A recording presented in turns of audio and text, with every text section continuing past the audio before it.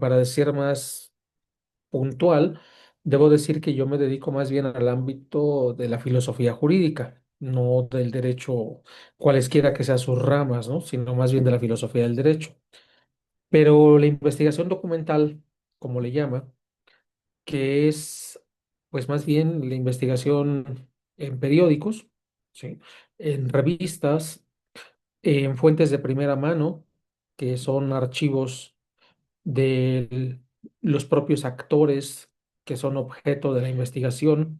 En mi caso ha sido el PC, el Partido Comunista Mexicano, así como los acervos documentales ya bien públicos, como el Archivo General de la Nación, sus distintos fondos documentales o los archivos privados, que algunos de ellos han sido donados a archivos del partido, en mi caso, ¿no? En el caso del Partido Comunista, no en mi caso, ¿no? Entonces, eso es en lo que yo tengo experiencia. Así que, si les parece a ustedes bien, la charla iría, yo les sugiero, propongo, que un poco capitalizar la experiencia de la investigación historiográfica, llevándola hacia la investigación jurídica, con el propósito de establecer algunas de las relaciones que puedan tener a nivel metodológico y de técnicas documentales que puedan ustedes ayudarles a realizar su propia investigación, pues de forma menos accidentada de lo que uno suele a veces sufrir cuando no se tiene mucha experiencia en revisiones de archivo, cuestiones de ese tipo, ¿no? Entonces, si les parece bien, podemos comenzar por allí, ¿no? Y me gustaría comenzar refiriendo a que cómo es que decidimos qué documentos revisar o qué documentos no revisar. Ya en principio estamos diciendo que vamos a hacer una investigación documental y sin embargo viene sin la pregunta, ¿no? O sea, ¿qué documentos tengo que revisar? Bueno, debo decirles que esto está en función, por supuesto, del tema de investigación, del problema o los problemas que ustedes hayan planteado en su trabajo, así como de las propias preguntas, hipótesis que estén presentes en su trabajo, ¿sí? Y de esta manera, pues sí, que es el caso de un servidor, mi tema es el Partido Comunista Mexicano, ¿sí? Pero hay un pequeñísimo problema, aun cuando mi tema en particular, o sea, en pequeñito, es el grupo parlamentario comunista que estuvo presente en la Cámara de Diputados Federal de 1979 a 1981, en la 51ª legislatura, conformado por 18 diputados federales. El gran problema es que la historia, y esta viene a ser como una primera nota distintiva para quienes en su trabajo de investigación jurídica tengan o pretendan hacer algo así como un capítulo de historia, pues deben saber que la historia estudia procesos y decía un historiador francés, Fernand Braudel, que estos procesos suelen ser o de corta o de larga o de muy larga duración. Por ello es que a menudo no se suele hacer historia de lo que acaeció el año pasado o hace 5 años, porque justo lo que no conocemos es el proceso, ¿no? Es decir, hay ciertos ciclos que la historiografía comprende porque puede conocer cuándo y cómo y se generaron, sucedió en su génesis y en su desarrollo hasta su conclusión, hasta el cierre del ciclo, ¿no? De ese periodo, de ese proceso. Entonces, dar cuenta de procesos, pues es algo que puede ser un proceso que abarque, como en el caso del Partido Comunista, pues prácticamente casi todo el siglo XX.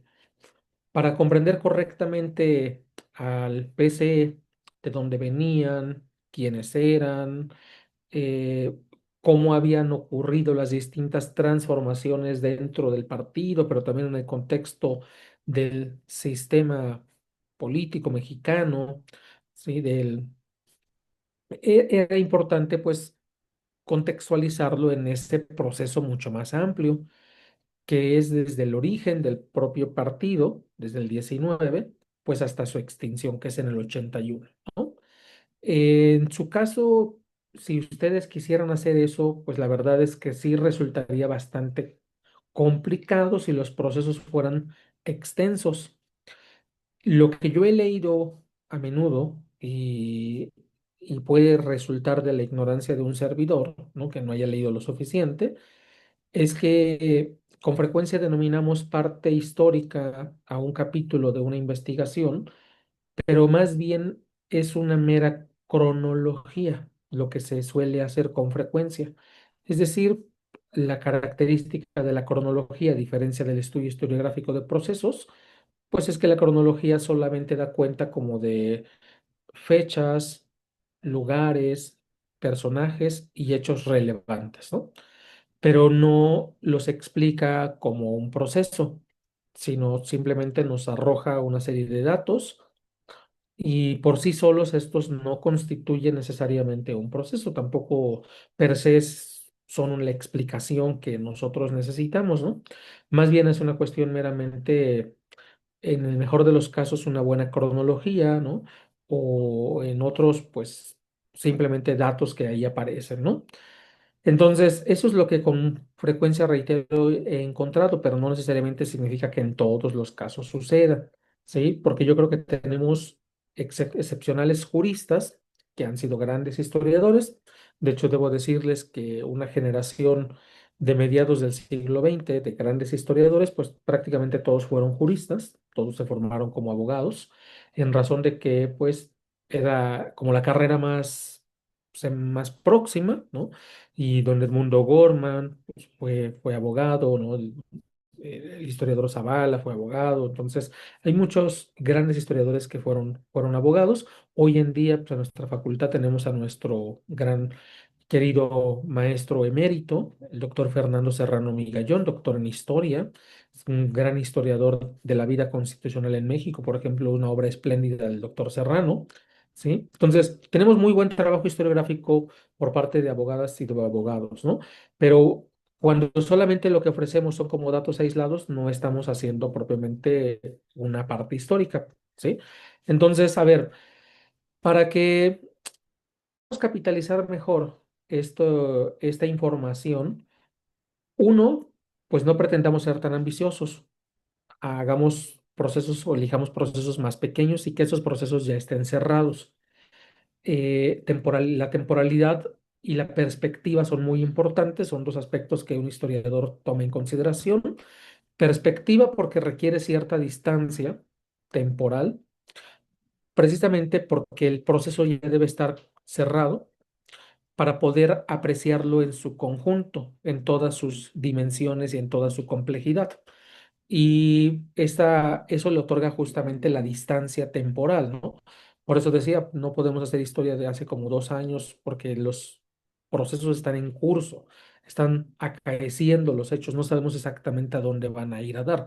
Eso más bien es objeto de investigación de otras disciplinas como la ciencia política, la sociología, la antropología o cualesquiera otra que desde su propia perspectiva pueda problematizar ese hecho que está acaeciendo, ¿no?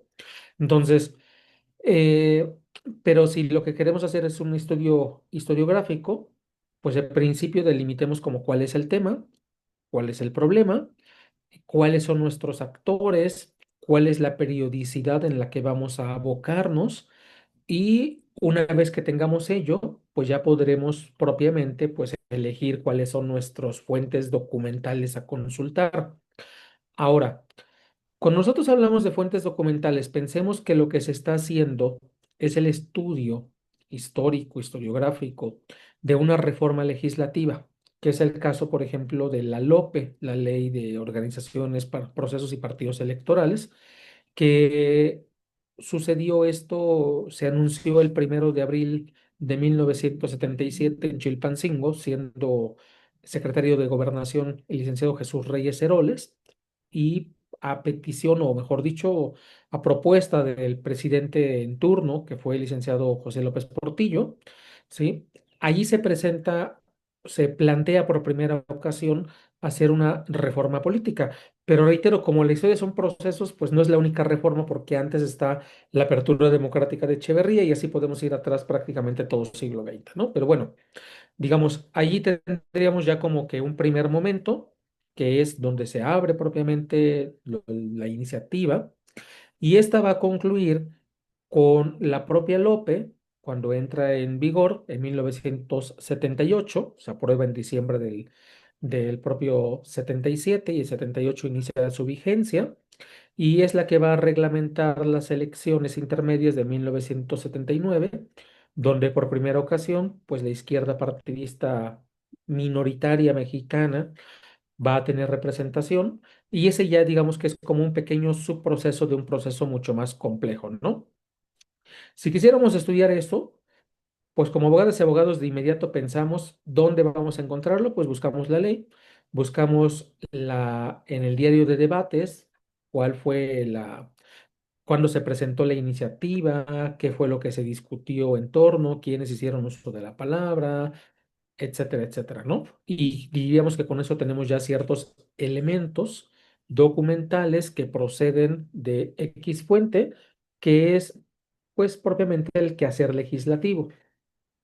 Obviamente no resultarían suficientes para poder comprender a este pequeño subproceso, porque lo que nos haría falta es, oye, pero cuando se realizó esa reforma política, ocurrió, entre otras razones, que el sistema político mexicano se había desgastado enormemente y que tal era su grado avanzado de desgaste y de desconfianza de gran parte del electorado, que en las elecciones presidenciales de 1976, pues solamente hubo un candidato presidencial, solamente uno, que lo postuló, por supuesto, el PPS, fundado por Vicente Lombardo Toledano, y el PRI, y que fue precisamente pues, el que fuera presidente, José López Portillo, ¿no? Pero no hubo más. ¿Y por qué razones no hubo más? Bueno, pues porque en principio el PS sí postuló, ¿sí? Pero recordemos que el PS no era un partido que tuviera registro, por lo tanto legalmente no podía competir. Y aun cuando postuló a quien participó en el movimiento ferrocarrilero 58,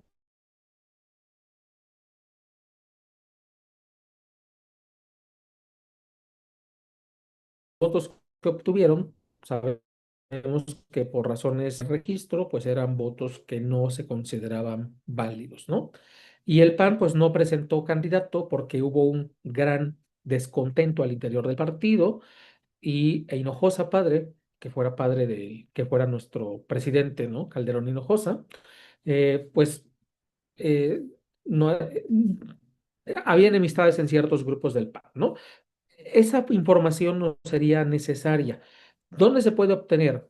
No necesariamente requerimos una fuente documental, porque no es de nuestro total interés ocuparnos de dar cuenta de qué pasaba con los partidos de izquierda, qué pasaba con los partidos de derecha, qué pasaba con los partidos satélites del PRI como el PAN, por ejemplo, sino más bien quizá la literatura, la bibliografía, que son fuentes secundarias, sean suficientes como para poder tener una noción de qué ocurría en el sistema político partidista mexicano de la época y en el sistema político mexicano en general, ¿no? Pero sí quizá tendríamos que documentar lo que se publicó en la Gaceta Parlamentaria. ¿Por qué? Porque recordemos que esa iniciativa, a diferencia de lo que ocurrió en la iniciativa realizada en distintos años que van del 71 al 73 por Luis Echeverría Álvarez, que son los antecedentes inmediatos anteriores, que se conoció como apertura democrática, pues esas reformas que se realizaron a la Constitución incluso, pues no fueron realizadas a Parlamento abierto, como se suele decir.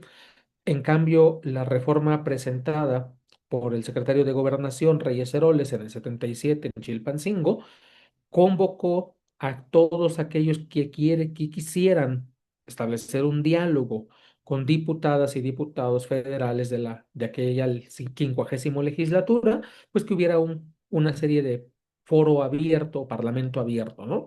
Y entonces se publicó una gaceta denominada Gaceta Parlamentaria, que está compendiada en 5 tomos, en donde vienen todas las intervenciones estenográficas, o sea, tomadas tal como fueron diciéndose. Ahí había alguien que con taquigrafía tomaba rápido todas las notas, y esto son versiones estenográficas que nos permiten conocer cuáles eran las distintas posturas, propuestas y iniciativas, no en sentido estricto iniciativas de ley, porque los partidos que no estaban registrados no podían presentarlo, solamente iniciativas como propuestas, ¿no? Que presentaron pues muy distintos actores políticos de la época. Entre ellos el propio Partido Comunista participa, tiene varias ponencias, pero también participan otras agrupaciones políticas que no tienen registro, que posteriormente, pues algunas de ellas obtendrían, como es el caso del PRT o el caso del PMT, ¿no? De, de Demetrio Vallejo, de Berto Castillo, el PMT, ¿no? Y algunos otros, pues, se disolverían, se fusionarían con otros partidos, como es el caso de algunas agrupaciones que participaron con el Partido Comunista Mexicano en la Alianza por la Izquierda y posteriormente fundaron el PSOE, ¿no? Bien, pero la derecha también va a tener presencia allí, entonces es importante pues ver qué es lo que dicen los herederos de los sinarquistas, que en la reforma del 77 pues van a tener ya el registro a partir del Partido Socialdemócrata. Esto ya nos nutre, nos permite tener una visión muchísimo más amplia de qué ocurrió en torno inmediato respecto de la reforma político-electoral de ese año, esa reforma que es la que da origen a la LOPE. ¿Por qué? Porque ya contamos con testimonios directos de quienes fueron actores. Entonces, eso ya es una fuente primaria, ¿no? Una fuente documental, sí, primaria.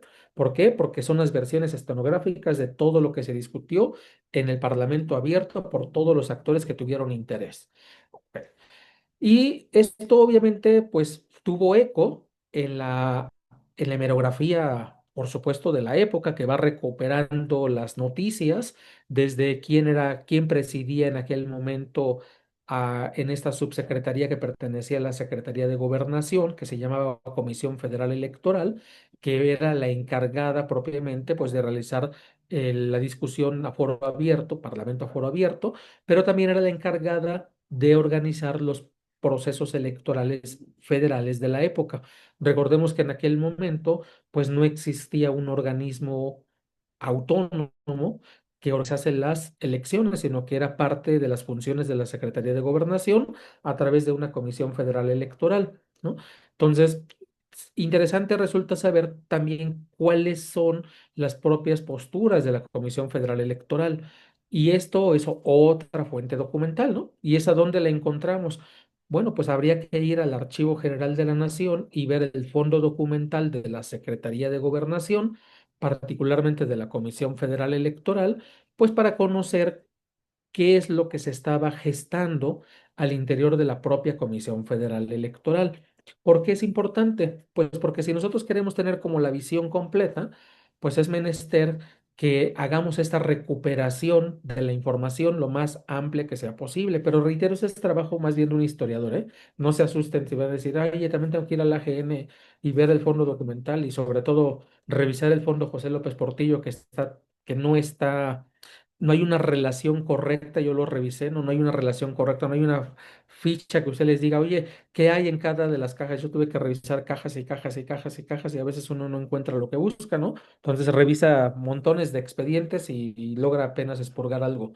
Bueno, no necesariamente, reitero, eso es trabajo de historiador, pero al final de cuentas es una fuente documental de archivo.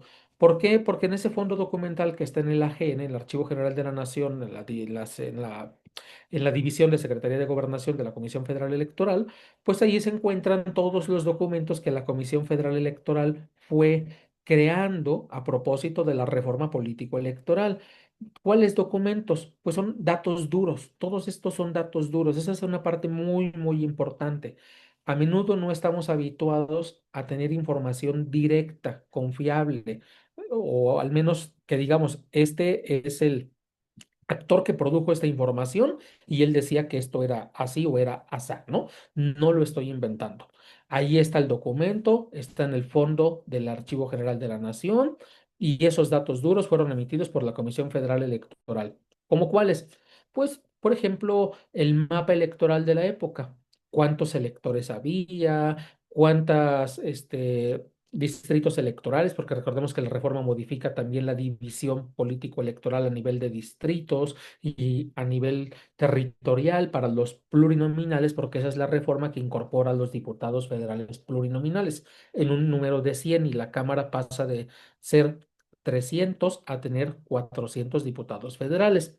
Entonces, habría que conocer los estudios que realizó la Secretaría de Gobernación a través de la Comisión Federal Electoral para poder justificar la existencia de diputados plurinominales y la división político-electoral de la época, y eso solamente se encuentra pues en esos documentos que la comisión fue elaborando, ¿no?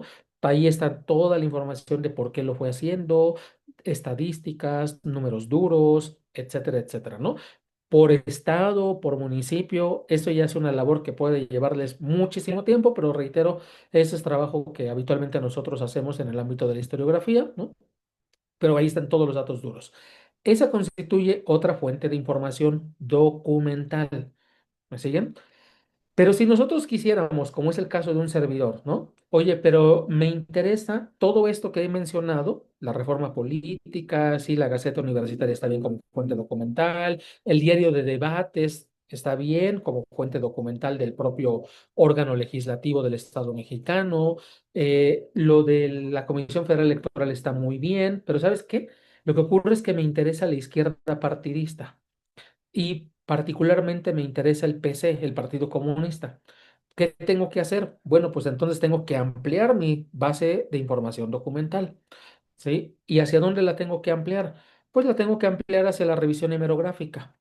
Tengo que revisar los periódicos de la época que cubran ese lapso de tiempo durante el cual pues se abrió a debate, se presentó la iniciativa 1 de abril del 77 hasta su aprobación de la reforma y posterior porque continúan las discusiones una vez que ya está aprobada la propia reforma política electoral.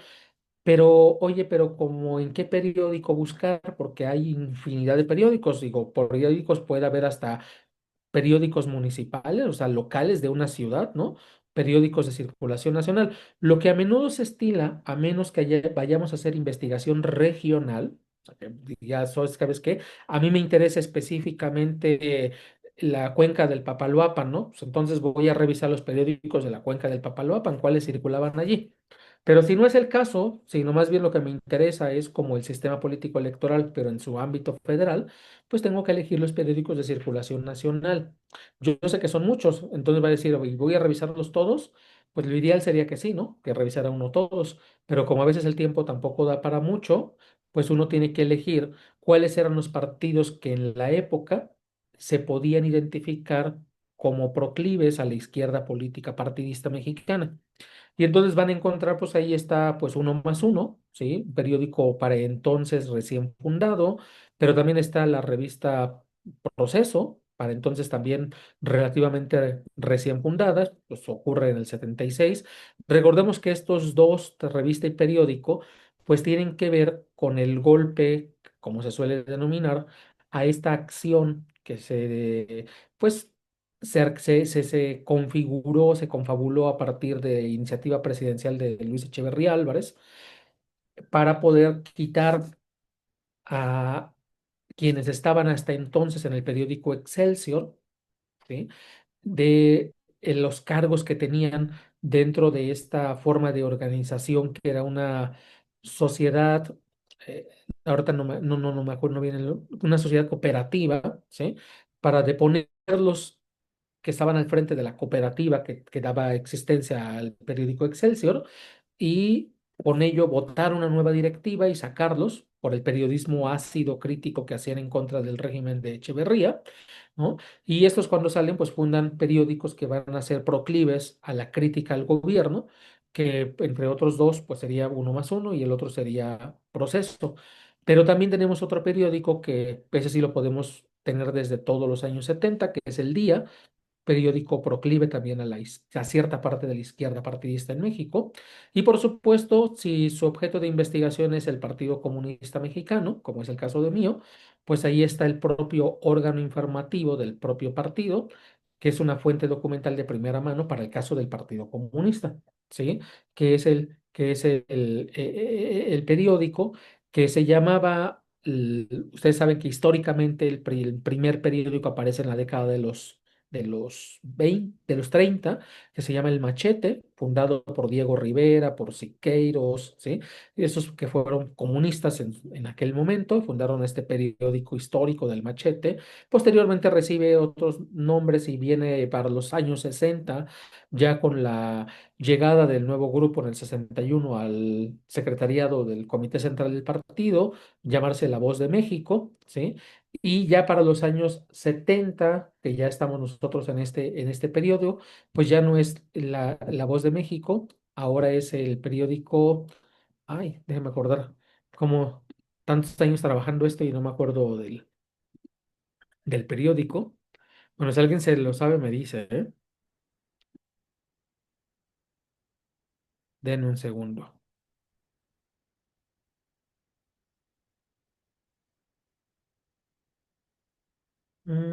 Oposición, ¿sí?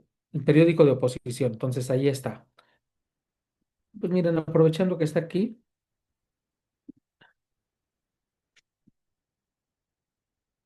me dicen si se comparte la pantalla, ¿eh? Sí. ¿Ya se convirtió? Sí. Súper.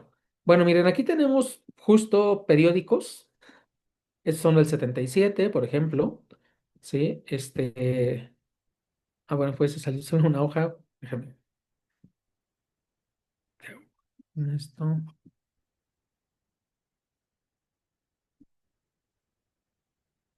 Bueno, aquí tengo varias cosas, pero aquí está periódico, por ejemplo.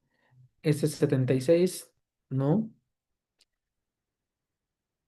Y esto está tomado directamente de la Hemeroteca Nacional, ¿no? Ahí está el periódico, ese es el periódico del Partido Comunista Mexicano, es una fuente documental, hemerográfica, pero una fuente documental, ¿sí? Es importantísimo, algo que no he dicho, que es muy, muy importante, es que siempre tienen o deben tener los datos que permitan precisar la fuente de información de donde procede lo que ustedes están diciendo. Muy, muy importante, ¿no? Entonces, por ejemplo, aquí tenemos esto que sería la primera página del periódico, ¿sí? Con los datos que son relevantes, el número de periódico, la fecha en la que fue publicado este periódico y obviamente la página en la que uno identifica la noticia que a uno le interesa. Entonces, estas son fuentes documentales también, ¿sí? Son fuentes documentales hemerográficas. Entonces, si ustedes vamos recapitulando brevemente, ustedes ya identificaron que tenemos distintos tipos de fuentes documentales, ¿sí? Pero, por ejemplo, digamos que ahora ustedes quieren saber más, pero ya no solo respecto de periódicos, sino que quieren saber respecto del propio partido político. Y entonces dijeron, oye, yo quiero saber sobre la reforma, pero desde la perspectiva del partido político. Y entonces van hacia el archivo del partido. Aquí está, es una carpeta donde están compendiados. Todos estos documentos están tomados directamente del archivo del propio partido que se llama CEMOS, Centro de Movimientos Obreros y Sociales, ¿sí?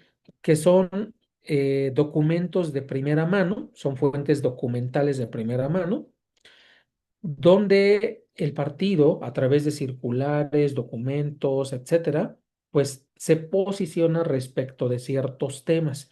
Como investigación es mucho más amplia, pues no solamente me ocupo de la reforma político-electoral, pero por ejemplo, veamos esto, que elijamos alguna que más o menos vaya sobre eso.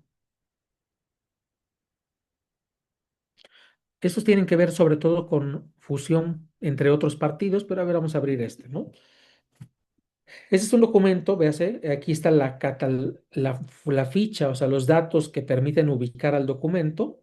Es el fondo del CEMOS, del PCM, caja 97, clave 91, expediente 27. Esos son datos esencialísimos para poder identificar al documento, ¿no?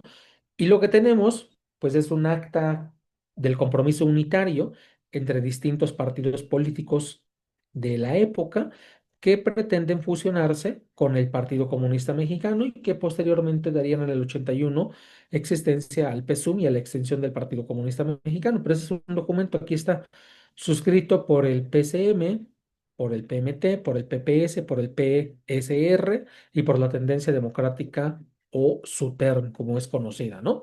Entonces, ahí tenemos una fuente de información directa, perdón, de primera mano, una fuente de información documental, ¿sí? Y esto es parte de la información. Por ejemplo, esos diarios de debates, aquí es cuando ya está el PRC dentro del Congreso, ya podemos identificar las iniciativas que presentó el partido, perdón, aquí están ya como los archivos, eh, divididos por año, todas las iniciativas que fueron presentando, ¿sí? Y a menudo uno requiere, si es demasiada información documental, pues tener algo que le permita a uno orientarse entre tantísima información. Entonces, lo que uno a menudo realiza, pues es una suerte de relaciones donde va uno guardando o donde va uno anotando todo lo que va uno recopilando como información, ¿no? Entonces, y ahí tenemos muchas más cosas, ¿no? Entonces, sobre contexto histórico, sobre sistema político, en fin. Déjeme un poco más ir para acá. Eh, reitero, esto es como para investigación historiográfica, ¿sí? Pero supongamos que a alguien le interesa, como es mi caso, el PC, ¿no? Yo les dije hace un rato, para comprender adecuadamente al actor político que es objeto de la investigación, en este caso histórica, es necesario no solamente comprender cuál era la situación del partido en los años 70, aun cuando el proceso es 77, es necesario comprenderlo en un proceso de más amplia duración, que es desde la fundación del partido. Y por eso es muy importante, pues, que nosotros conozcamos quiénes son los comunistas, de dónde vienen, cómo se han transformado internamente, qué es lo que han discutido, etcétera, etcétera, ¿no? Y para esto a menudo se suele utilizar, se trabajan fuentes directas, ¿sí? Algunas están publicadas, otras no están publicadas. En el caso de los congresos, déjenme mostrarles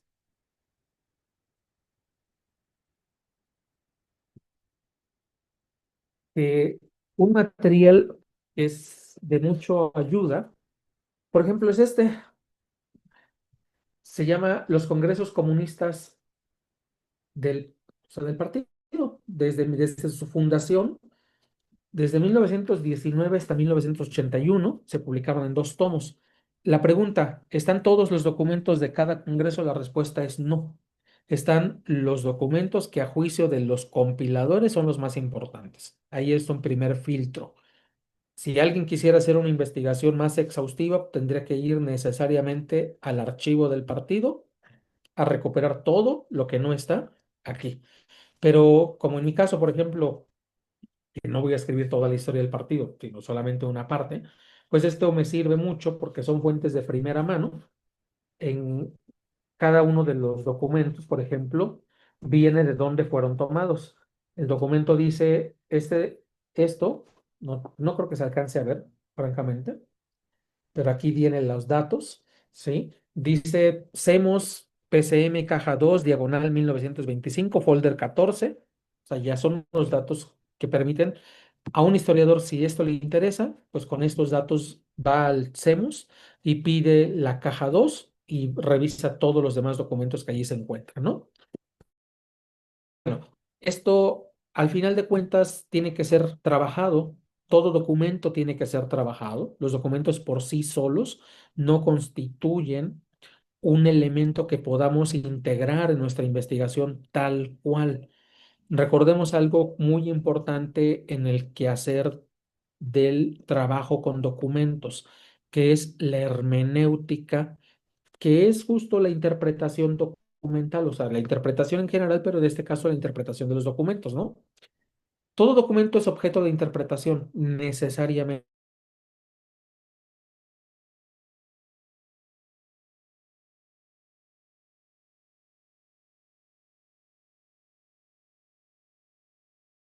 central del PC en la Gaceta Legislativa, en sus intervenciones en el Parlamento abierto, corto y pego. Encontré lo que decía el partido respecto de la reforma política electoral en su propio órgano informativo, corto y pego. Bueno, pues eso al final de cuentas va a ser un pegote de todo, pero eso no es propiamente trabajo documental. O sea, ahí estoy compilando los materiales, pero no estoy haciendo lo que es importante, que es la labor de interpretación documental. Esa labor de interpretación documental es la que va justamente a extraer, digámoslo así, la sustancia acorde a los temas e intereses del investigador. ¿Qué es lo que el investigador le ocupa de su objeto de trabajo, de su objeto de investigación? ¿Qué preguntas le está haciendo al documento? ¿Me explico? Y esto nos pone en una serie de dificultades y de complejidades poco mayores. ¿Por qué? Porque alguien diría, a ver, mira, si el documento está emitido por la Comisión Federal Electoral, que depende de la Secretaría de Gobernación, y es un documento oficial, luego entonces, como dijéramos abogados, es una documental pública, por lo cual posee credibilidad.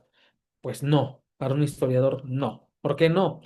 Pues porque la está emitiendo el gobierno, al final de cuentas, y el gobierno jamás va a decir nada que no le convenga. ¿Me explico? Entonces, todo lo que allí aparezca, lo más probable es que apuntale sus propias versiones de lo que están diciendo. Oye, y si voy al caso del Partido Comunista y trabajo sus documentos de primera mano, pues lo mismo, pues resulta que cuando el comunista va a hablar mal de sí, tampoco, no va a hablar mal de sí. ¿Me siguen? Entonces el comunista va a hablar bien de sí, van a decir que están a punto de hacer la revolución y que el partido que están construyendo es un partido de masas y que su estrategia y tácticas revolucionarias son las acertadas y que nunca se han equivocado y cosas de ese tipo. Y eso es correcto. La respuesta es que no necesariamente es correcto, pero tampoco puede así decir que eso sea falso. ¿Qué es lo que necesitamos entonces hacer? Cruce de información. O sea, necesitamos tomar todas las fuentes documentales que hemos encontrado de primera mano y hacer un cruce de información. Decir, a ver, los comunistas de sí mismos dicen esto, pero oye, es que los otros de izquierda dicen de los comunistas esto, ¿sí? Entonces los comunistas no son unas blancas palomitas, porque tienen los otros que les están sacando sus trapitos al sol, lo que no hacen ellos, lo hacen los demás. ¿Me siguen? Oye, pero el gobierno habla maravillas de sí mismo. Pues sí, el gobierno habla maravillas de sí, pero ¿y todos los demás qué dicen del gobierno? ¿Sí me explico? Eso es sumamente importante porque los documentos por sí mismos no constituyen la información fidedigna. Solo es una fuente que necesariamente tiene, uno, que ser interpretada y dos, tiene que entrecruzarse su información con otras fuentes de primera mano que traten sobre el mismo tema. Porque de lo que se trata al final de cuentas en el quehacer historiográfico es de reconstruir lo más próximo que sea posible, lo más apegado a lo que hubiese sucedido de por qué las cosas ocurrieron de esa manera y no de otra. ¿Por qué se decidió y se hizo eso y no algo distinto? Y para poder responder a esas preguntas, necesariamente tenemos que contar con fuentes de primera información y con cruzar esa información. Y esto incluso podría pasar por un segundo tamiz, por un segundo filtro o segundo, digamos, lente, que es todo lo que los expertos han dicho respecto del mismo tema. ¿Sí? Es decir, aquí ya vienen las fuentes secundarias. Mis fuentes primarias ya las tengo, ya las trabajé, ya las interpreté, ya hice el entrecruce con todas ellas y ahora voy a trabajar con fuentes secundarias. ¿Para qué? Para coger los lentes que tienen otros especialistas, ¿sí?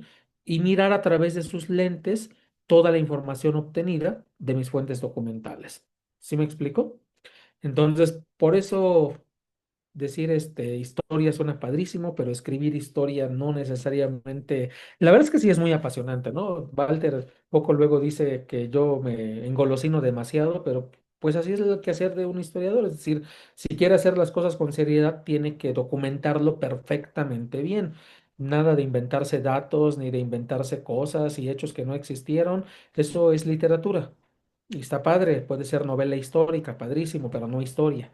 La historia es sumamente exigente, bastante rigurosa y está muy bien sustentada. La buena historia, por supuesto, ¿no? Digo, la mala historia, pues para empezar, ni es historia. Entonces, este es un trabajo minucioso, ¿sí? Muy bien, muy detallado, sí, por supuesto, pero que exige y que está muy bien apuntalado, ¿no? Entonces, un poco para ir cerrando y para que ustedes tengan oportunidad de plantear preguntas. A ver. ¿Hay muchas diferencias entre el quehacer estrictamente historiográfico y el quehacer de un abogado? Pues yo digo que sí hay muchas diferencias, ¿no? Aunque reitero, mi labor en la investigación jurídica más bien es filosófico-jurídica, en razones de formación, pues me he dedicado a la filosofía del derecho durante muchos años y en los últimos años de mi vida me he dedicado a la historia, ¿no? Eh, pero sí hay diferencias, muchas diferencias. Yo creo que hay muchas, ¿no? En principio, yo creo que una abogada, un abogado no quiere hacer un trabajo historiográfico. O sea, no quiere tomar el lugar de un historiador, salvo que conscientemente así lo decida, ¿no? Es decir, no, si yo voy a hacer historiografía, va, entonces si va a hacer historiografía, con toda la seriedad del planeta, ¿no? Pero si no, si lo que quiere hacer es simplemente como antecedentes, ¿no? O a ver, ¿cómo eran las cosas o cómo estaba? Pues una cronología de antecedentes creo que vendría bien como una cuestión meramente informativa, pero reitero, no le podemos o no deberíamos, de poderle creo que podemos, ¿no? No deberíamos llamarle historia, deberíamos llamarle así como antecedentes o deberíamos llamarle cronología, ¿sí? O cualesquiera otra, no estrictamente historia, porque el trabajo historiográfico es mucho más complicado, ¿no? Y eso posibilitaría colocar, ubicar al lector en el tiempo, la circunstancia, en la situación de lo que queremos que a él finalmente tenga como para comprender de lo que vamos a tratar. Creo que sí, ¿no? Creo que sería bastante, bastante bueno. Si en algún momento necesitan hacer trabajo de investigación documental historiográfico, pues entonces ya saben que lo más importante son fuentes de primera mano y encontrar el mayor número de fuentes de primera mano disponibles, trabajar en la interpretación de esas fuentes, cruzar su información de todas las fuentes de primera mano disponibles y confrontarlas con lo que se ha dicho por parte de otras personas que se han dedicado o se han especializado en esos temas, ¿no? Esto último permite que la investigación historiográfica se corrija, haya como una suerte de autocorrección.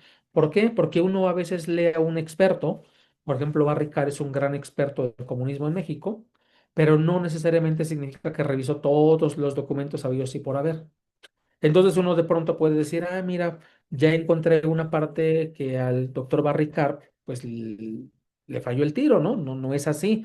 ¿Por qué? Porque pudo ser que en su momento no tuvo acceso al documento, ¿sí? Y entonces uno teniendo acceso al documento, pues ya puede uno decir, a ver, espérate, no era necesariamente así la cuestión, ocurrió de forma diferente o desde hoy tenemos una perspectiva distinta. Esto también es muy importante en el trabajo historiográfico. En teoría de la historia, por ejemplo, cuando uno estudia historia, a uno le enseñan que la manera en cómo nos aproximamos al estudio del pasado habitualmente está condicionado, de cierta forma, desde el presente y desde los intereses del presente, ¿no? Es decir, si yo quiero legitimar al régimen en turno, pues obviamente que voy a hacer una historia en cierto sentido.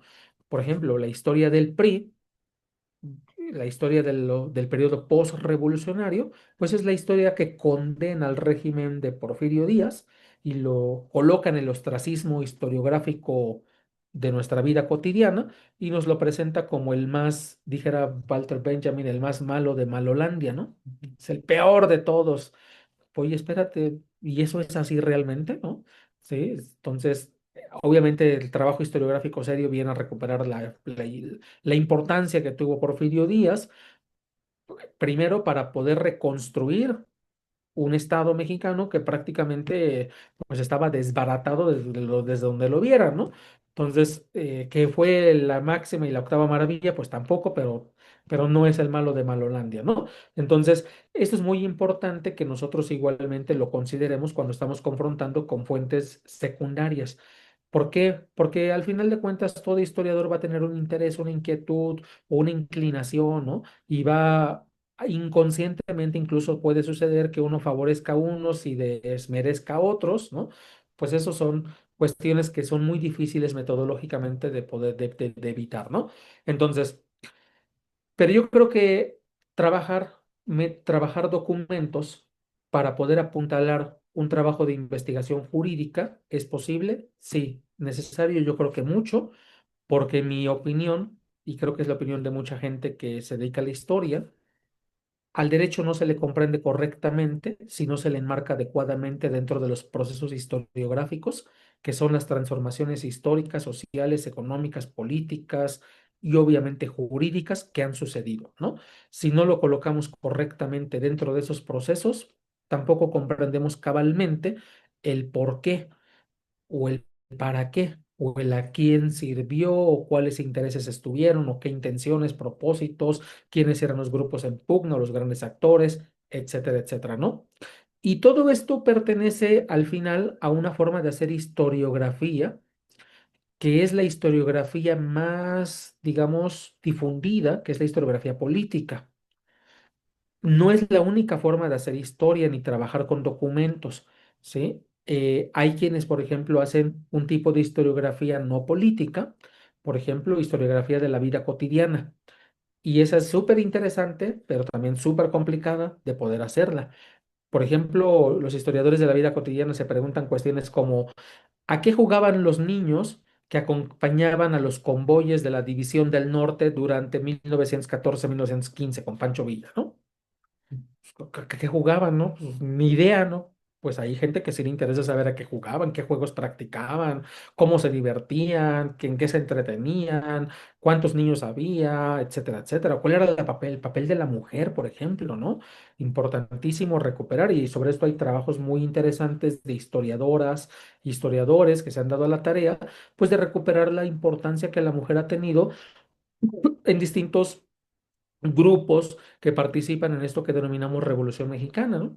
Y es importantísimo, ¿por qué? Porque la historiografía oficial literalmente las desapareció, ¿no? Si las conocemos en la versión de Adelitas y no más, tristemente, cuando ya los trabajos serios de las historiadoras, de los historiadores, pues nos vienen a mostrar la relevancia que la mujer ha tenido en los distintos grupos revolucionarios, ¿no? Y nos despejan esa terrible imagen de quedar reducidas a una cuestión de ser las Adelitas. ¿Me explico? Sabemos que son importantes. Por ejemplo, en el Partido Comunista Mexicano hay trabajo de muy espléndidas historiadoras que se han dado a la tarea de decir, ok, pues toda la historiografía hasta hoy nos habla de hombres, es una versión masculina de la historia, y las mujeres, ¿dónde quedaron, no?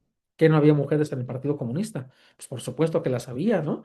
Pero hace falta que alguien venga y recupere la memoria y nos diga, miren, estas eran el grupo femenino y hizo esto, hizo aquello, etcétera, etcétera. ¿Sí me explico?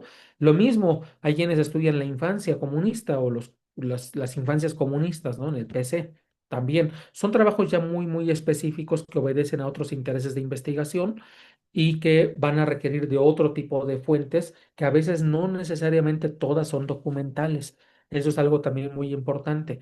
Hay fuentes que pueden ser testimoniales, aunque allí, como le dije a mi querido amigo Walter, que hizo como de testimonios un artículo, el problema de los testimonios es que la memoria nos traiciona. La memoria nos juega una mala pasada. Con el paso del tiempo, uno suele hacer un ejercicio de autocorrección de lo que vivió y presentarse la versión que a uno más le acomoda y que a uno más le gusta. Y es la versión que uno habitualmente difunde. Por eso trabajar con memorias es bastante complicado, porque si uno le va a creer a lo que alguien dijo cuando ya tenía 70 80 años y estaba hablando de lo maravilloso y de la octava maravilla que era cuando participó en la revolución, pues allá ustedes si le creen, ¿no? Puede ser que no sea nada de eso, o por lo menos esté lejos de ser cierto. ¿Sí me explico? Entonces, son cuestiones todas estas que yo espero que les ayuden, aunque sea un poco, al menos a delimitar correctamente qué es lo que a ustedes les serviría, qué les apoyaría en su investigación y establecer límites correctos para decir, bueno, no estoy haciendo historia, pero sí estoy haciendo antecedentes o sí estoy haciendo una nota cronológica que va a permitir ubicar mi propio trabajo, ¿no? Entonces, mi querido amigo Walter Benjamin, no sé si con eso y abrimos como para preguntas y a partir de sus preguntas podemos, si quieren, ampliar otros temas. Muchas gracias, querido maestro. Sin duda, a mí me parece verdaderamente interesante toda esta cuestión, sobre todo porque, pues a veces los abogados, ¿no? Trabajamos más con, pues, incluso breves referencias históricas, ¿no? Que no sé Sí. en qué cuenten esta clasificación, pero, pues a veces no estamos, pues, muy familiarizados con este tipo de cuestiones. A mí lo que me llama la atención, ¿no? Es también y cómo interpretamos o cómo garantizamos que nuestra interpretación es buena, ¿no? Yo recuerdo en mis clases de filosofía de la historia hablamos de Gadamer, ¿no? Del círculo hermenéutico y de la necesidad de contextualizar, ¿no? Que incluso un documento histórico a veces las palabras podrían significar una multiplicidad de cosas o cómo evitar caer en los anacronismos, ¿no? Que también a veces eso sucede mucho, ¿no? Y por otro lado, Ricoeur, ¿no? También recuerdo, pues, que era Sobre el otro de Morrison y los, el Guido. efectivamente, ¿no? Que era otro de los hermeneutas, ¿no? Para analizar este tipo de textos. Y aquí en Latinoamérica ha surgido un personaje que ha tratado de buscar ese justo medio, ¿no? Entre Ricoeur, y por supuesto Gadamer, ¿no? La idea de la hermenéutica analógica, ¿no? Que trata de escapar, pues, de los dos maniqueísmos. Yo ya sí les puse, ¿no? Maniqueísmos hermenéuticos, ¿no? Que es Ujú. el univocismo, ¿no? Y por otro lado, pues caer en el relativismo, ¿no? Entonces, ¿cómo hacemos para interpretar un texto histórico? Yo siempre les pongo, y me ha dado mucha inquietud esto, ¿no? Por ejemplo, y a ver qué opina, ¿no? Me imagino un historiador del año 2150, supongamos. Si es que llegamos. Si es que llega a la humanidad, ¿no? Si llega la humanidad, claro, nosotros no, pero Y de repente, pues pasa por ahí un personaje en lo que en algún momento fue algo llamado universidad, institución que tal vez no existe en el año 2150, ¿no? Y se encuentra en las islas un teléfono celular, ¿no? No me imagino la complejidad interpretativa que habría de tener una conversación tan banal de la vida cotidiana como una conversación con stickers, ¿no? Y seguramente, por muy fiel o muy rigurosos que traten de hacer en la interpretación, se equivocarían, ¿no? O sea, un sticker a veces solamente se puede entender en un contexto muy fugaz, ¿no? Por los famosos, pues, memes, ¿no? Y todo ese tipo de cosas que a veces, pues, pasan 3 años y ya no se entiende el meme, ¿no? Ya perdió el chiste, el sentido. Entonces, mi pregunta, pues, va vinculada justamente a eso, ¿no? ¿Cómo podemos hacer interpretaciones que no sean fácilmente derrotables? Ahorita estoy pensando con el sínodo, ¿no? Pero que no sean fácilmente derrotables en una investigación, ¿no? Que no nos digan, a ver, aquí tú estás haciendo una metainterpretación que no podemos soportar, o que de repente nos salga un anacronismo, ¿no? Que no habíamos pensado, ¿no? Eso se me antojaría como para un primer, saque, ¿no? a ver, para responder, cuando se va a hacer la investigación, si es en el caso historiográfica, lo primero que hay que conocer cuál es el estado de arte que guarda el tema a investigar. Eso es lo primerito, ¿no? O sea, debemos leer y conocer perfectamente bien a los historiadores que han escrito sobre el tema que nos interesa y revisarlos con lupa, ¿no? ¿Qué es lo que dijeron y qué es lo que no han dicho? Conocer bien, estar muy bien familiarizados con su obra, para empezar.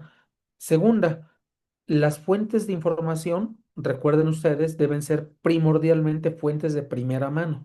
O sea, documentos emitidos por los propios actores en el momento en el que estuvieron ocurriendo las cosas.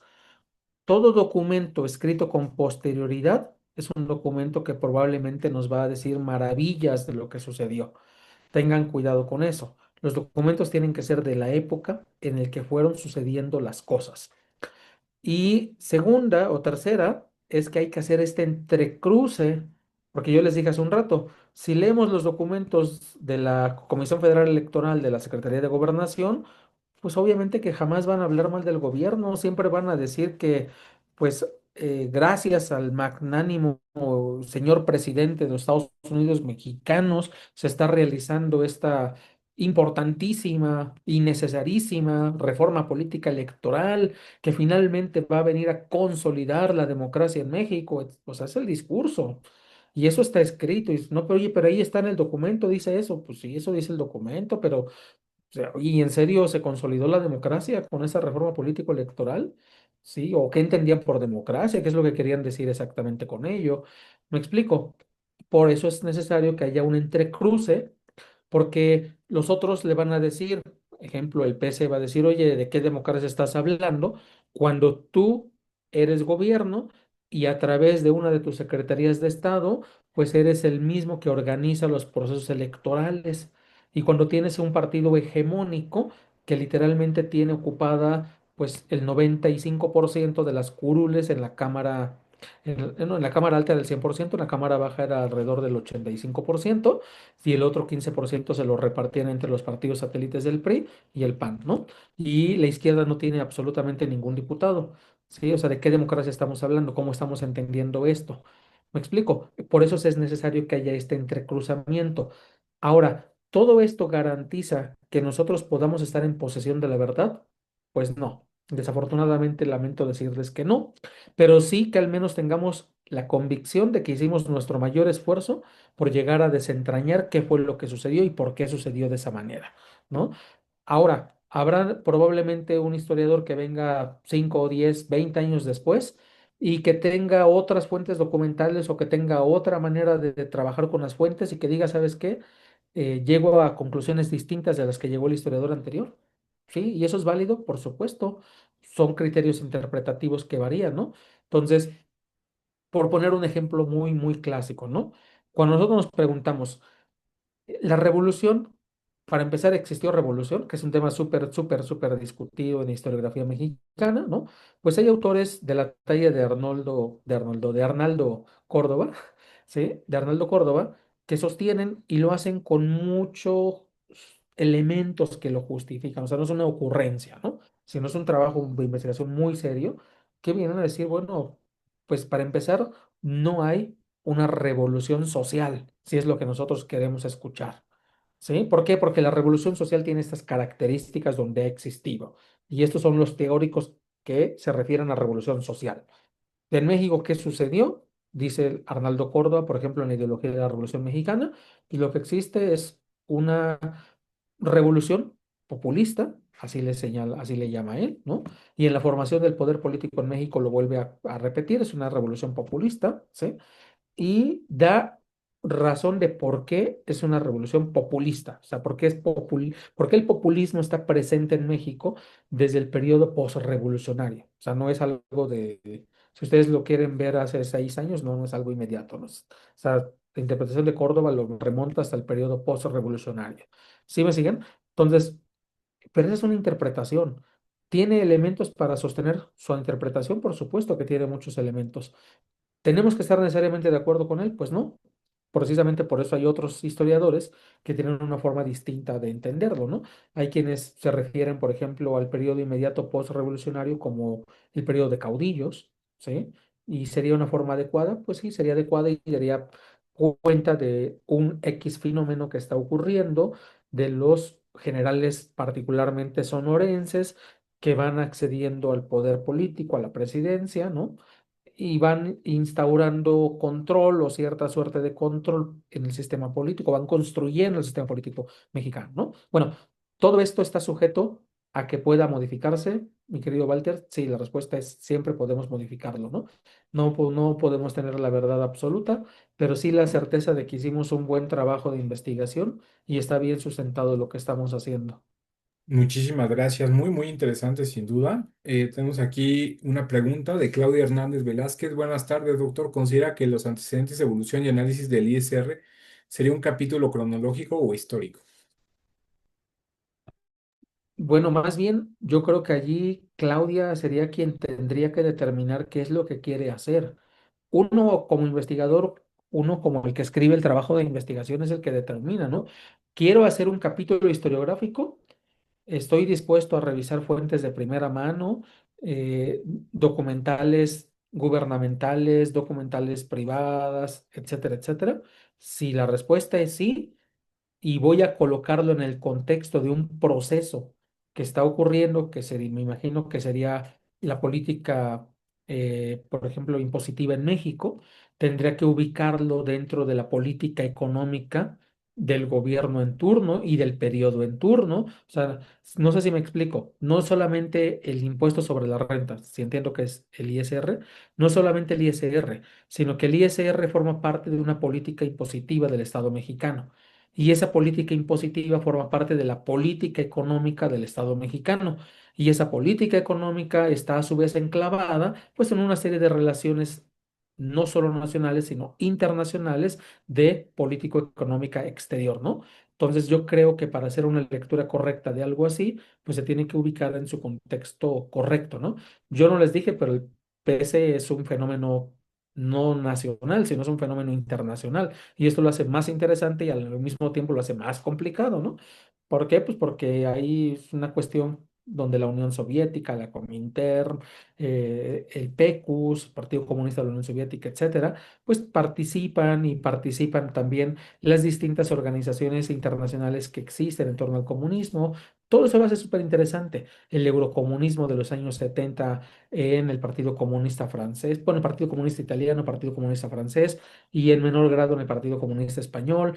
Todo eso lo hace muy interesante, pero es el contexto en el que está sucediendo esto, ¿no? Entonces, no sé si respondí, Claudia. Ahí mi respuesta es, ¿sería histórico? ¿Sería fantástico? Sí, pero ubícalo en el proceso en el que corresponda, ¿no? Como parte de una política impositiva, como parte de la política económica y como parte de qué es lo que estaba acaeciendo en el entorno económico internacional. ¿No? Sería mi respuesta. De lo contrario, si crees que es demasiado trabajo, pues déjalo simplemente como una mera cronología, ¿no? Sí, yo creo que en este tema hay mucho que hacer historiográficamente porque, bueno, a lo mejor estoy pecando de ignorante, no lo sé, pero creo que hay muy pocos estudios, por ejemplo, en materia de tributaria, ¿no? O Mm. sea, yo me imagino que si usted quisiera hacer algo pues ya más serio, con un corte historiográfico, Claudia, a juzgar por lo que escuché ahora de la brillante ponencia que nos dio el maestro Jimmy, pues yo creo que sería irse a los archivos de Hacienda, ¿no? Sí, Irse a los exacto. archivos de Hacienda y buscar por todos los tipos de fuentes, es decir, no solamente la legislación, sino también pues los registros fiscales que tenía el propio gobierno e incluso pues registros fiscales de gente de la época, que seguramente habrá archivos donde se encuentre, ¿no? Y donde se pueda ver toda esa política fiscal, ¿no? Y sobre todo encasillar muy bien en un lapso concreto. Esto es bien interesante porque ya lo decía por ahí en alguno de los comentarios del maestro Jimmy, pero los historiadores no crean que estudian grandes periodos, ¿eh? Así de, voy a estudiar el medievo, ¿no? Porque a veces justamente uno encuentra estos capítulos cronológicos porque pues abordan muchos momentos históricos y de manera muy superficial, ¿no? Por fuentes indirectas. ¿No? Pero usted tendría que delimitar, ¿no? O sea, un periodo muy concreto, tal vez de 5 años, y creo que ya me estoy viendo muy ambicioso, ¿no? Entonces, yo creo que la mayor parte de las veces nuestros trabajos en derecho son capítulos simplemente cronológicos y que hacen breves referencias históricas, ¿no? Pero ahora bien, para todo un libro, respecto a cómo fue la evolución y análisis del ISR, pues sí tendría que hacer o comparar dos momentos históricos, por ejemplo, 1985-1986 y después otro periodo histórico 2005-2020, 2010, por ejemplo, ¿no? Eso yo creo que sería de gran interés, pero una evolución pues generalmente abarca diferentes momentos históricos y ahí es donde yo creo que viene el problema, que quedaría mejor algo cronológico. No sé qué opina el maestro Jimmy. Pues mira, trabajos de historiografía económica sí hay muy buenos. De hecho, nuestro señor rector es un economista y es historiador, es doctor en historia, que ha hecho precisamente historia económica y tiene varias obras publicadas sobre los distintos políticas económicas que han existido durante distintos regímenes postrevolucionarios. Podrías darle un vistazo al propio trabajo del doctor Lomelí, ¿no? Y ahora, sí identificar correctamente si lo que quiere hacer es historia, pues cuál es el proceso. Decir, de dónde, cuáles son los orígenes del ISR, dónde se enmarcan correctamente en la política nacional y política internacional, ¿no? Y hasta dónde han llegado, porque entiendo que esto no es algo cerrado, eso dificultaría un poco que hablase del ISR como objeto historiográfico, ¿no? Es decir, ¿por qué? Porque no es un caso, no es una cuestión que ya esté concluida, sino es una cuestión en marcha. Entonces eso dificultaría un poco. Yo me iría más bien por una cronología que por hacer historiografía, ¿no? Salvo que el enmarque, reitero, dentro de la política económica de algún régimen, ¿sí? Que diga, puntualmente me interesa el ISR en X periodo de la historia de México, ¿no? Que corresponde a un periodo sexenal. Ah, bueno, perfecto. Entonces, como ese periodo sí se puede acotar porque está delimitado a 6 años, pues ahí creo que sí se puede estudiar sin mayor problema, ¿no? Pero reitero, eso ya no sería evolución y análisis del ISR, sino más bien sería la figura del ISR en X periodo del año tal al año tal. ¿No? No sé si contesté. Sí, nos dice Claudia que muchas gracias. Sí, yo creo que tristemente, la mayor parte de nuestros trabajos de investigación, pues como están dirigidos a una propuesta, una cuestión muy tangible nuestra materia jurídica, pues a veces hemos soslayado en nuestra tradición, incluso de enseñanza metodológica, pues esta tradición historiográfica, lo cual es doloroso porque son pocos los textos auténticamente historiográficos en el derecho. ¿No?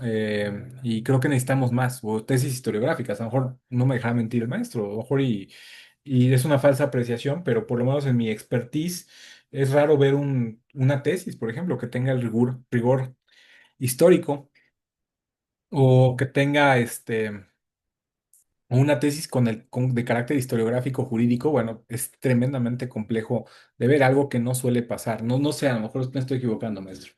Bueno, sí tenemos buenos historiadores, digo, en casa tenemos uno, el doctor Fernando Serrano Migallón es un gran ejemplo de un buen historiador, ¿no? Sus obras sobre vida constitucional, si no las han consultado, por favor, véanlas, es un gran trabajo publicado por Fondo de Cultura Económica, pero también tenemos, por ejemplo, los trabajos de Jaime del Arenal Fenocchio, Jaime que Lerena, claro. la Libre, ¿no? Que se ha especializado también sobre algunos temas historiográficos.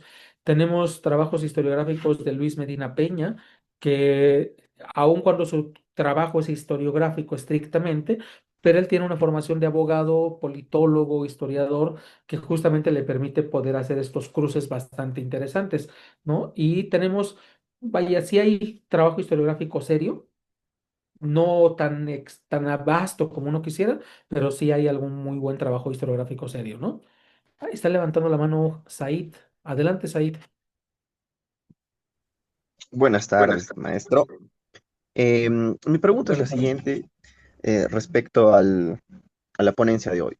Y consigna básicamente en que si como tal, historiografía, como técnica o instrumento para la investigación jurídica, debería ser hecha en mejor medida por un historiador que se capacita conforme a las herramientas, planes y currículos de estudio que él tiene o un abogado que se va formando conforme, digámosle, a otro tipo de enfoque investigativo que puede aplicar.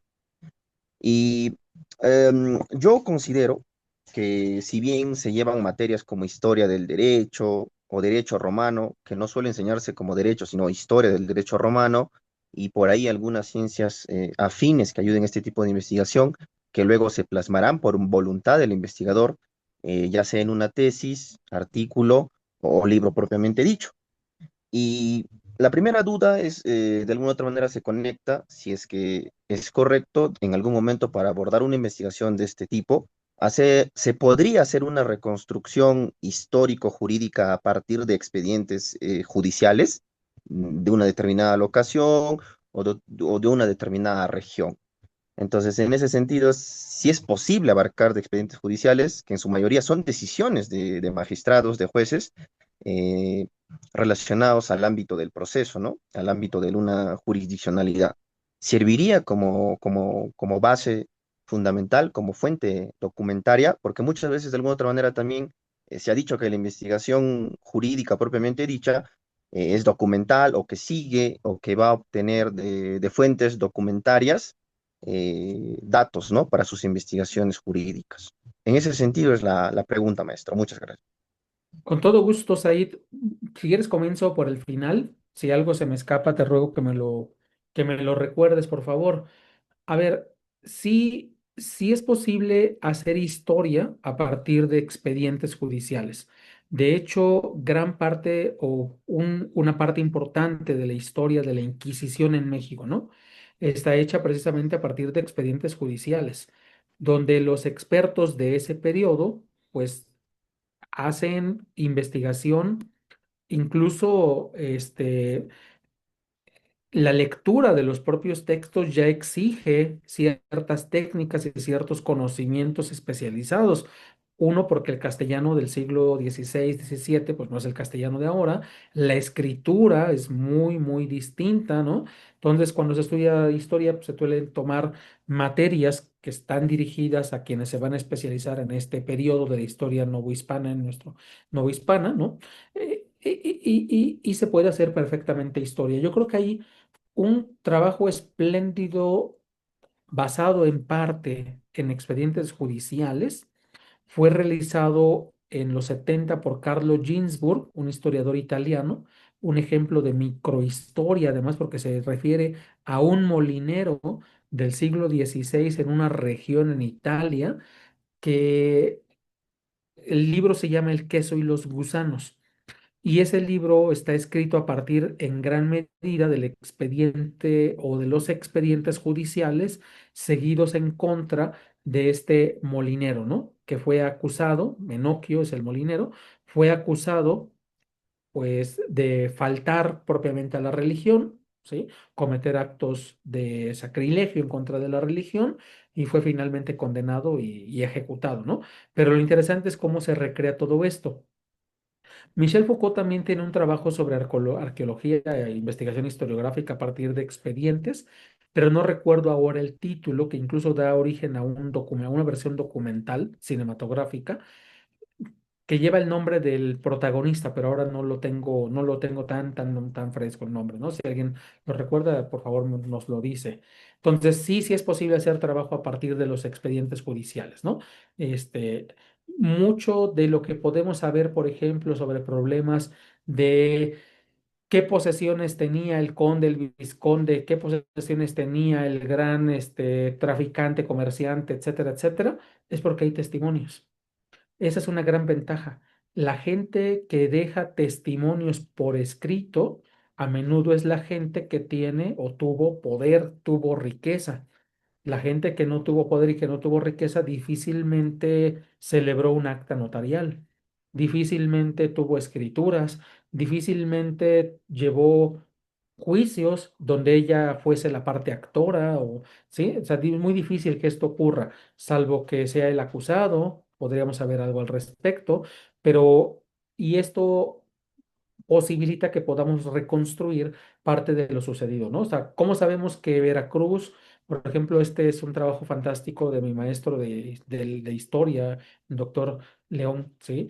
García, que recupera la historia de Veracruz, del puerto de Veracruz en los siglos XVII, XVIII, como un lugar cosmopolita, el más cosmopolita de la época, parangonable a Ámsterdam, ¿no? Pues lo hace a través de fuentes documentales, ¿no? Va recuperando los archivos y fuentes judiciales, pues los pleitos que existían entre los comerciantes, y con ello, pues los expedientes que se gestaron al respecto. Entonces, sí es posible. Lo que preguntabas en tu primera parte, y si esto con esto contesto, y si no me dices, ¿no? Lo que decías al principio. Eh, sí, yo creo que cada disciplina a uno le proporciona las herramientas que son necesarias para el quehacer del cual se ocupa. Es difícil que si solo estudiamos derecho, querramos hacer historia. Yo lo veo complicado, no imposible. Ojo, imposible no, porque todas y todos somos muy capaces de hacerlo. Solo es cuestión de ir adquiriendo las herramientas para poder realizarlo, ¿no? Eh, si se tienen esas herramientas, se puede hacer, ¿no? En mi caso, por ejemplo, yo estudié historia después de haber estudiado primero derecho, después filosofía, llegué a historia. Y cuando yo comencé a hacer mis primeros trabajos en historia, en la carrera de historia, pues me decían, me lo regresaban, ¿no? Y yo me ponía triste, pues, ¿por qué me lo regresan, no? ¿Qué he hecho mal? El problema que yo tenía, y no me di cuenta, sino hasta que me lo hicieron saber, pues es que yo seguía trabajando como trabajé en filosofía, o sea, en la carrera de filosofía. Todos mis ensayos y demás pues, eran al estilo de filosofía. Tenía ya muy metido el quehacer filosófico. ¿Me explico? Y entonces cuando un historiador me leía, me decía, pues está padrísimo su análisis, ¿no? Está muy sesudo, pero no es lo que necesitamos aquí. Entonces fue un desaprender para volver a aprender. ¿Esto fue necesario? Pues sí, fue muy necesario, ¿no? Aprender a trabajar con archivos también es una cuestión de adquirir herramientas para poder trabajar.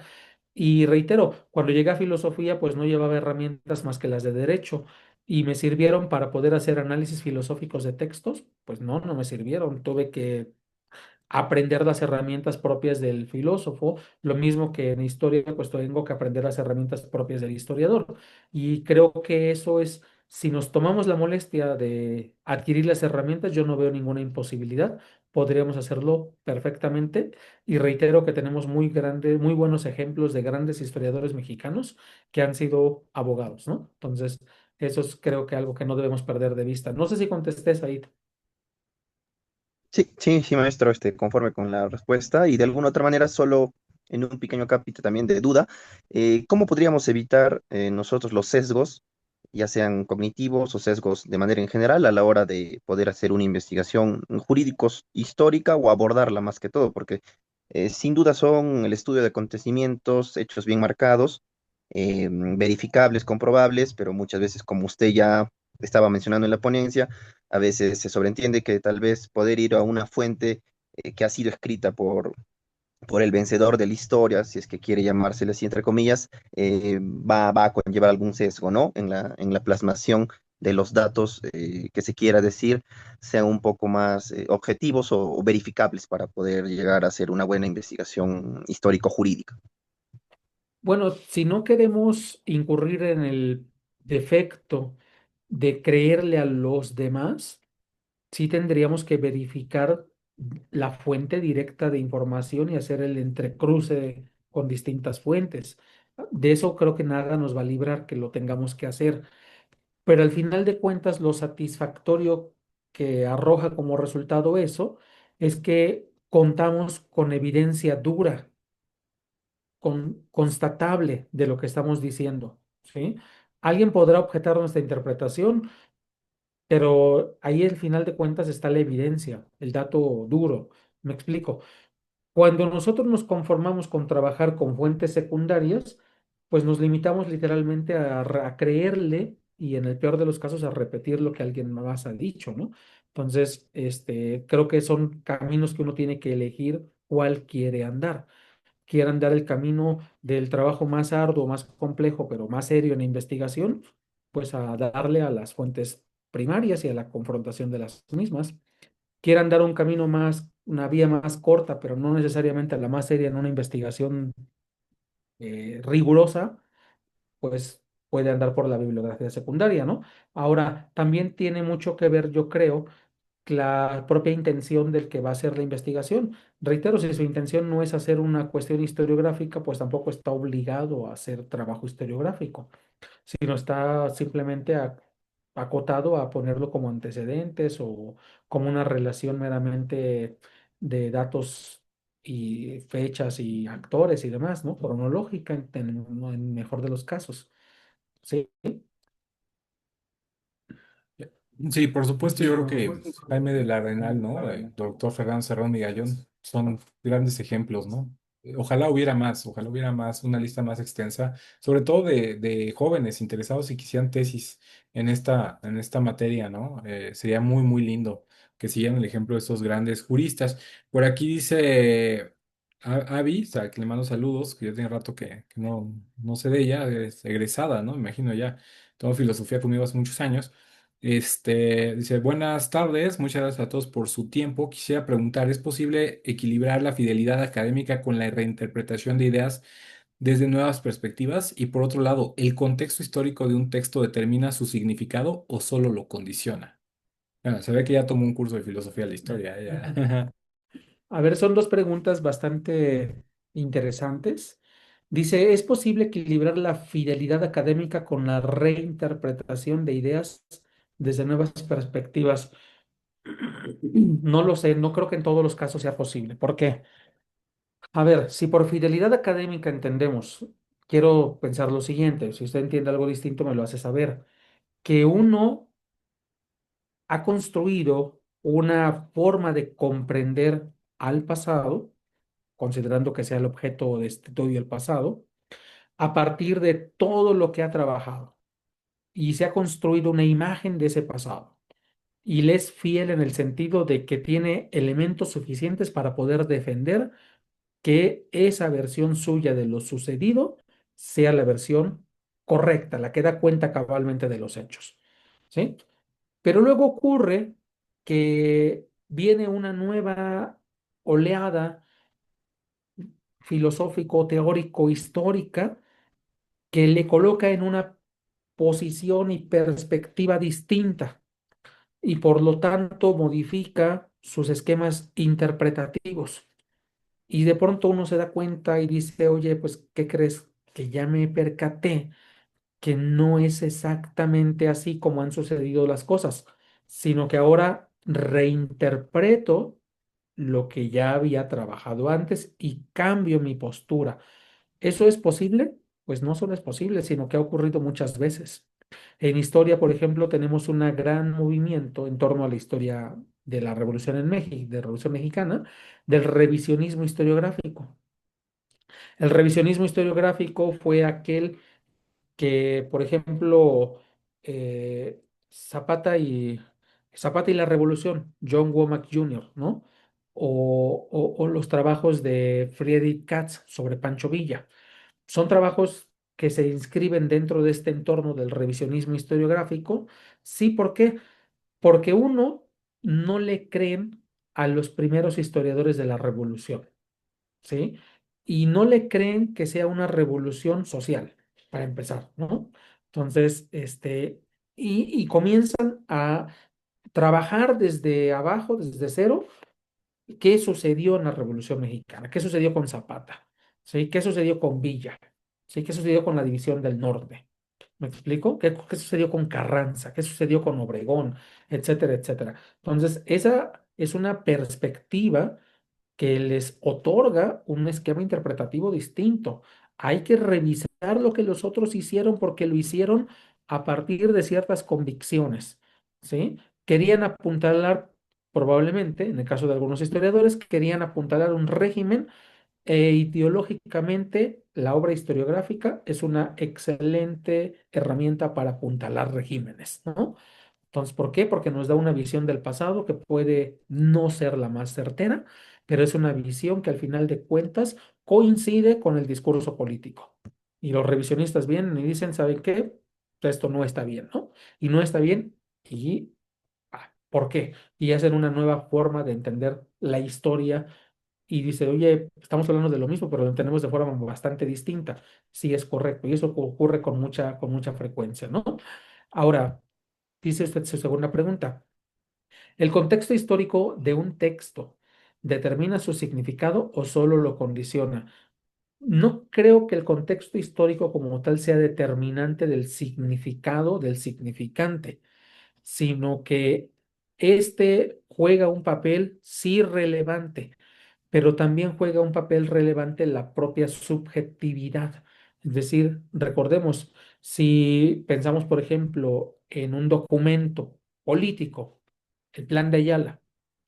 Pues el Plan de Ayala es un documento político que fue producido en cierto contexto de la revolución o de la Revolución del Sur, que fue redactado, que suponemos que fue redactado por Otilio Edmundo Montaño, ¿no? Etcétera, y que además fue suscrito por el propio general Zapata, etcétera. Pero este texto posee el mismo significado para quienes fueron sus firmantes que poseyó para los carrancistas, que poseyó para los maderistas, que poseyó para el periodo posrevolucionario donde se le agregó a los grandes planes de la Revolución Mexicana concebida como revolución social, pues resulta que no, que encontraríamos que aun cuando hablamos de un mismo significante, posee distintos significados en su propio entorno inmediato. Ya no hablemos cuando han pasado 20, 40, 60 años y volvemos a verlo y lo vemos en retrospectiva y encontramos un significado distinto. Y hasta ahí diría, pues ahí me está dando la razón porque está diciendo que el contexto está modificándolo. Sí, pero también el actor, quien lo está viendo, es el que puede modificar. Por eso dije, es el plan de Ayala, pero no tuvo el mismo significado para los carrancistas, para los maderistas, que para los zapatistas que lo firmaron. ¿Me explico? Ni tuvo el mismo significado para los grandes campesinos latifundistas del norte del país, como lo tuvo para los minifundistas o los que estaban subyugados en la hacienda en Morelos, ¿sí? Como no lo tuvo para quienes estaban casi en condiciones de esclavitud en Chiapas en la misma época. Sí me doy a entender. Juegan muchos elementos para poder construir el significado de un significante, ¿no? Entonces, espero haber respondido. Muchas gracias, querido maestro. Dice Avi que sí, sí, sí, sí respondió. No sé si alguien más tuviera alguna pregunta. Creo que son temas pues, que, reitero, no se hablan mucho, ¿eh? Entonces, es una gran oportunidad para que despejen ese tipo de dudas, ¿no? Aunque bueno, ya se nos fue el tiempo, ¿eh? Ahorita viendo el reloj, pero bueno, creo que ha sido muy provechoso y muy interesante esta reunión. Y bueno, pues si no hubiera alguna otra duda, pues yo creo que ya sería momento de dar por cerrado este club. Ahora sí, tuvimos una Oiga, si se sesión. van a dedicar a la historia, luego que sí tengan disposición a años y años de investigación. Ah, sí, eso sí es cierto. Dice Walter que acumulo documentos, como acumulo años investigando el mismo tema. Sí, eso sí es cierto. Una investigación historiográfica lleva mucho tiempo, eso, o sea, seria, hay que decirlo, porque pues justamente almacenar toda la información, hacer las interpretaciones, o sea, es una cosa pero bárbara, ¿eh? O sea, yo lo he visto con mis propios ojos como Jimmy ha hecho una investigación, yo creo que como unos 10 años, si no es que más, ¿no? De puro Partido Comunista y más, yo creo que unos 12, ¿no? Tal vez, de Partido Comunista y pues siempre me platica cosas increíbles.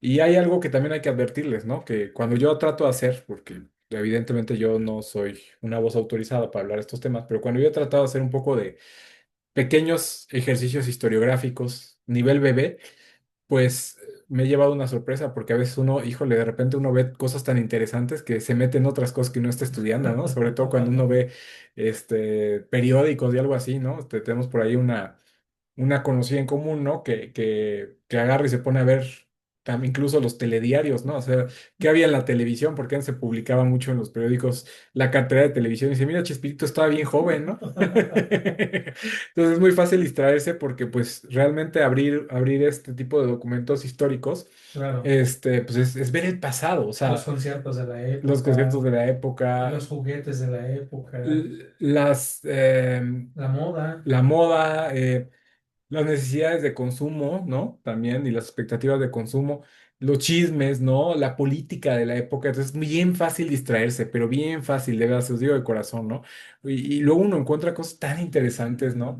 Yo creo que lo más cercano a un ejercicio historiográfico que he hecho, ahorita tal vez porque lo tengo reciente, a lo mejor he hecho otra cosa, pero fue justamente nos encomendaron a hacer una revisión de los planes de estudio a mí, en mi caso, estudié el periodo de 1968 a 1977 de los planes de estudio de la Facultad de Derecho, ¿no? De por sí ya era bastante ambicioso, ¿no? 8 años, digo, 9 años, y creo que es una exageración. Y bueno, ahí traté de ir a fuentes directas en algunos casos, sobre todo la revista Facultad que ponía, ¿no? Ciertas discusiones o ciertos acuerdos del Consejo Técnico, híjole, uno se da unas divertidas al ver nombres de, "Oye, todavía vive, ¿no? ¿Quién se iba a imaginar que en esas épocas estaba ahí haciendo tal cosa, ¿no? O mira, ¿quién sería el equivalente de este personaje hoy en día en la facultad? No sé, a mí me empieza a llegar esa ensoñación historiográfica y sobre todo ese de, ¿y cómo nos estudiarán en el futuro, ¿no? Si es que alguien se llega a interesar por esos temas, de decir, bueno, ¿quién es este tal Walter Arellano, ¿no? Que estaba trabajando esos temas, ¿no? No, pues, está bien loco, ¿no? Entonces, a veces eso eso pasa, ¿no? Es muy entretenido, pero también requiere a veces, pues, mucha concentración, ¿no? Porque es muy fácil distraerse en ese tipo de cosas y sobre todo mucho rigor y mucho orden, ¿no? Eso yo lo diría con todas sus letras, requiere mucho orden de cómo administrar correctamente, pues, los documentos, ¿no? Bueno, pues si no hubiera alguna otra duda, pues yo les agradezco mucho la generosidad. Por supuesto, agradezco al maestro Jimmy Alberto su valiosísimo tiempo que sin duda pues nos ha prestado y le hemos robado de su investigación historiográfica, porque debo decirles que él tiene una disciplina de hierro, ¿no? O sea, siempre lo ven aquí en su cubículo trabajando diferentes temas, incluso también sus investigaciones historiográficas. Por la mañana, pues está de tiempo completo aquí en clases y todo eso, pero por la tarde, pues es investigador de tiempo completo, ¿no? Entonces, pues le agradezco mucho que nos haya regalado algunos momentos que pudo haber dedicado justamente a su gran labor historiográfica y por supuesto la generosidad de compartirnos sus tips, porque eso es lo más valioso, ¿no? Que a veces nos compartan el know-how, ¿no? Dirían los norteamericanos. Y muchas gracias, querido maestro, ha sido muy nutritivo escucharle. Y bueno, pues yo les mando un saludo a todos y a todos ustedes. No sé si quiera decir algo más. Pues Pues no, no, te te digo que digo si que si se... se animan a hacer historia sería fantástico, ¿no? Y ojalá que más y compañeras y compañeros lo quieran hacer. Créanme que es bastante satisfactorio, a pesar de que sí es una ardua labor de investigación, pero es muy satisfactorio ir comprendiendo cómo se fue construyendo desde el punto de vista jurídico el Estado mexicano. Creo que eso es fantástico, ¿no? Por a uno le cae el 20 de muchas cosas y creo que así cobra pleno sentido, significado en la dimensión histórica al menos, lo jurídico. Y si comprendemos correctamente lo histórico, creo que lo jurídico, por, vaya por antonomasia, pues va a quedar mucho más claro para todas y para todos, ¿no? Pues me da mucho gusto haberles saludado y pues, gracias a la invitación para mi querido amigo Walter Benjamin, para todas y para todos ustedes y ojalá les sea de mucho provecho o de poquito, pero que sea efectivo. Gracias.